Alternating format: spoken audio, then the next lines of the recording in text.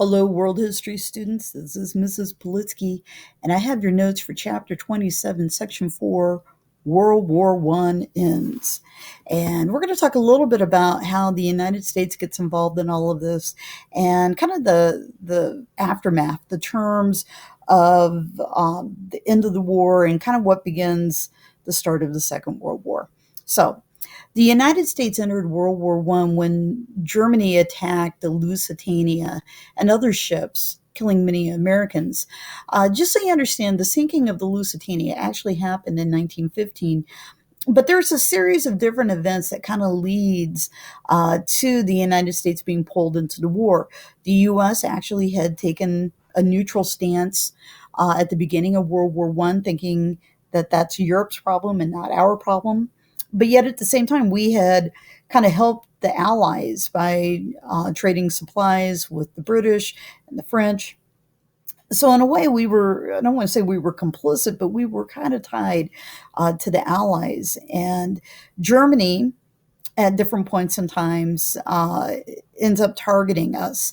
The Lusitania was a ship that actually was part of the White Star Line, which was, if you know anything about the sinking of the Titanic, is the sister ship of the Titanic. And the Lusitania had ported in New York City, and there had been a notice, and matter of fact, that's on your screen, where it says, notice travelers.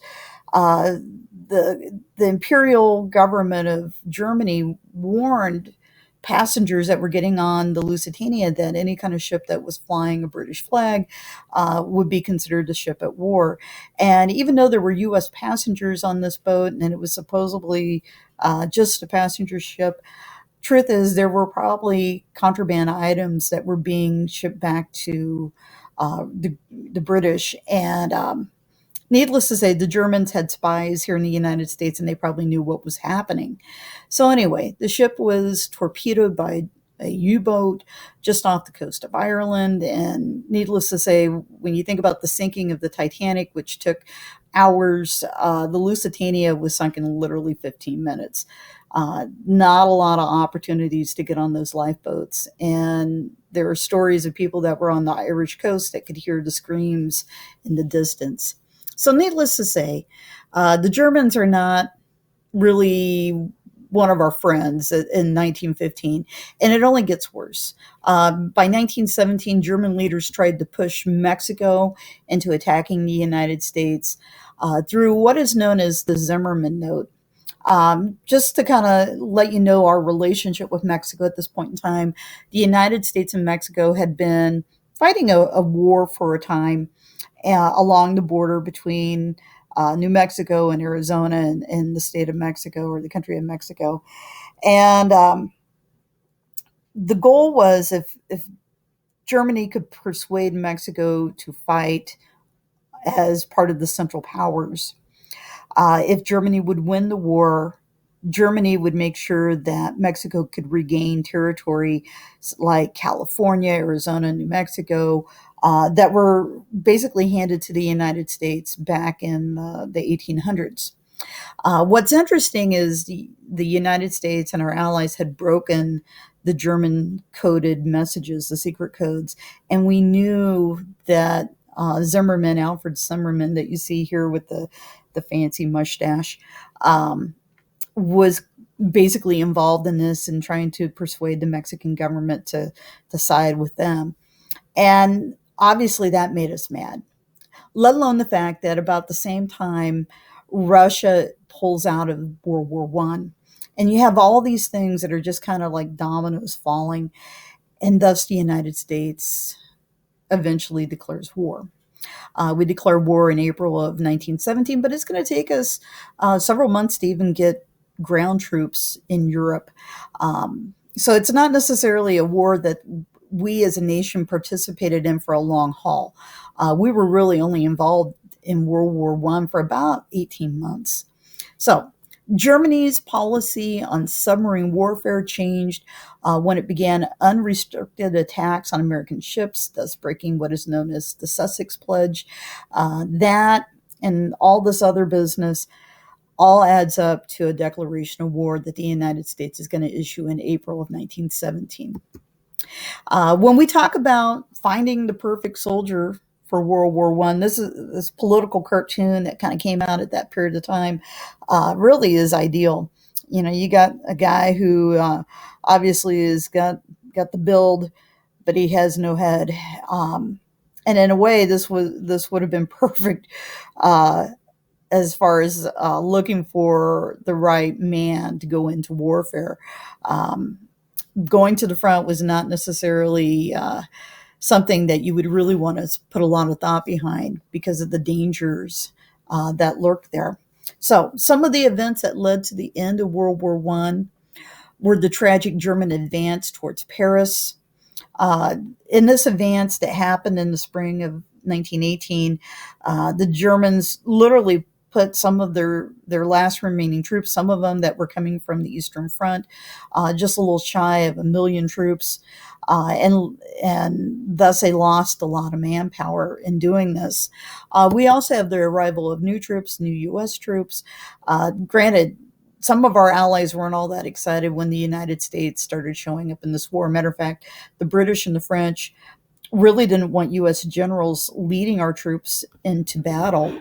They didn't think that our generals and officers in general didn't know what they were doing, and hence they wanted our government to hand over our infantries to them. And absolutely under no condition was that going to happen. The man that is sent to lead U.S. troops is a guy named General John J. Pershing. Pershing had a stint here in Nebraska.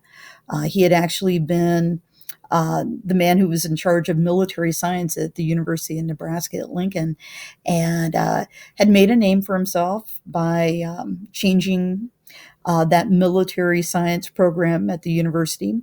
And eventually he is sent to Mexico to fight them in the Mexican War, to find Pancho Villa shortly after the turn of the century.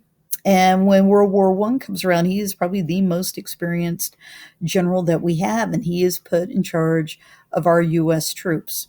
So, and the Allies had a combined use of tanks and aircraft. Just so you know, there were great advancements that were made during the war years. Literally every so many months, new aircraft came out that were better than the ones that were previously used. And the same could be said about tanks.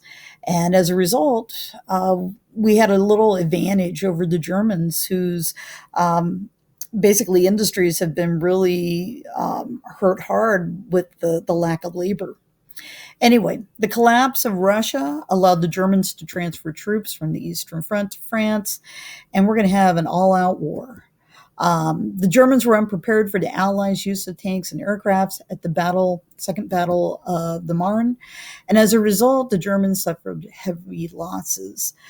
They recruited very young soldiers, but they also lacked decent food and technology, and the morale was really waning on the German side.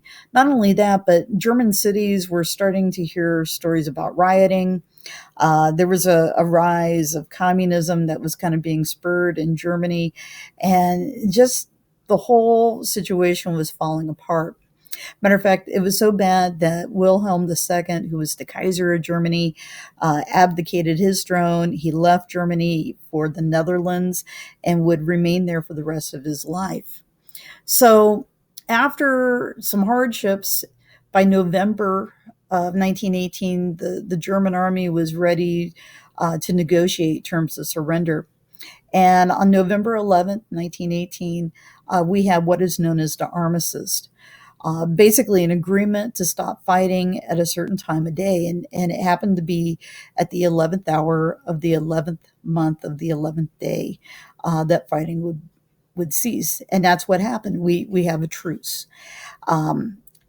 After the war, the peace process was difficult because each of the four allies had different goals that made it difficult to come to an agreement.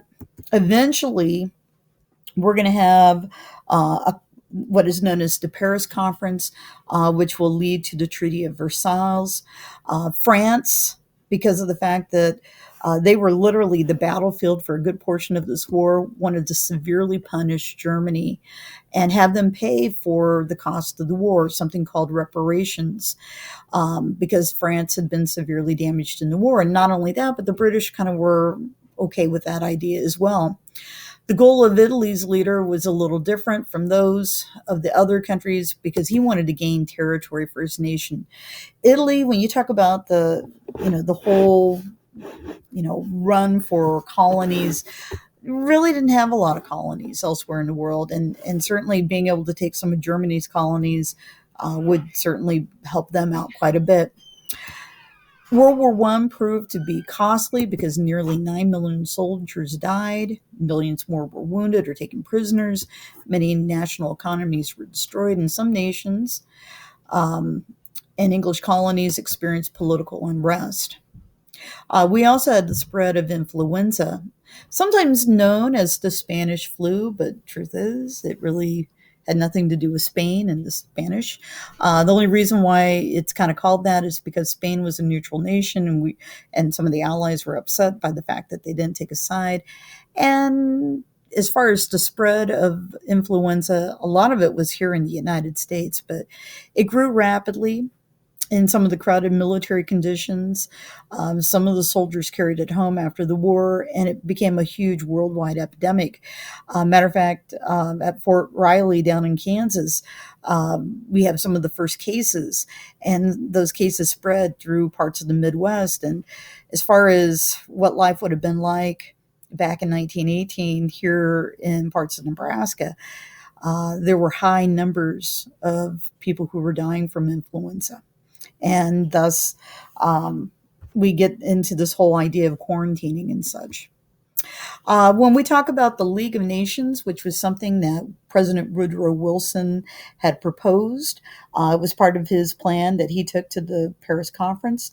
Um, Great idea, having an international, um, I guess you could say, association of nations that would try to find ways to maintain peace.